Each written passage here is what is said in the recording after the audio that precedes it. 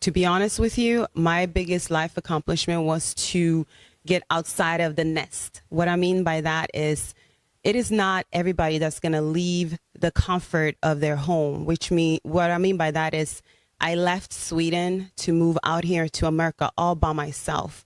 And when I came here, it was a struggle, you guys. It was hard.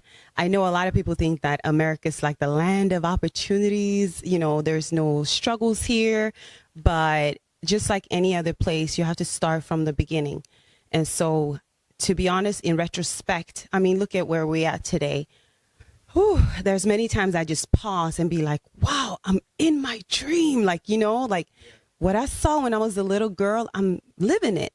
And so that's my biggest accomplishment, to get out of my own mind, get out of my comfort zone, which was family and friends, and come here by myself. And now, you know, I have a life here and I'm happy.